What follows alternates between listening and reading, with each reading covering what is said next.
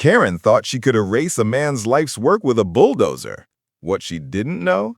The veteran she tried to crush was also a U.S. senator, the one who wrote the very laws that would end her reign. The roar of machinery shook the block before dawn. Karen stood proud at the controls, directing hired crews as if she were conquering enemy territory. Her target wasn't weeds or a fence. It was the small factory I had built after years of service. The factory wasn't just brick and steel.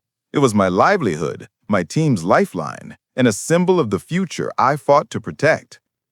Karen, clipboard in hand, smirked as the bulldozer lurched forward.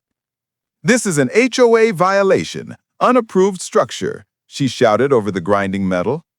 Her followers clapped weakly, more nervous than confident. But Karen had made a mistake, a fatal one. The dust cloud hadn't settled when patrol cars rolled in, followed by black SUVs with tinted windows. Reporters swarmed out, cameras already flashing. Karen's grin faltered. From the lead SUV, I stepped out, in a suit, my service pins glinting on my lapel. The workers froze. Karen blinked, stammering, "What are you doing here?" I leveled my gaze at her. "Karen, you bulldozed property under federal protection. And you trespassed on land tied to veteran employment programs."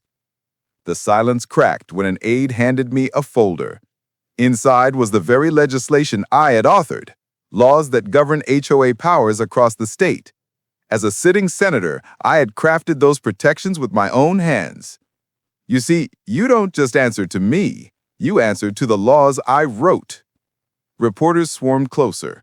Cameras caught Karen's pale face, her bulldozer idling behind her like a weapon suddenly turned against its wielder. The officers didn't hesitate. They placed her under arrest for unlawful demolition, property destruction, and harassment. Her clipboard clattered onto the dirt, a final surrender. My workers stood behind me, fists raised, watching justice fall swift. The factory wasn't gone. It would be rebuilt stronger, on Karen's dime and the HOA's coffers. The story splashed across headlines within hours. HOA president bulldozes factory owned by senator who wrote HOA laws. Karen wanted to bury me under rubble.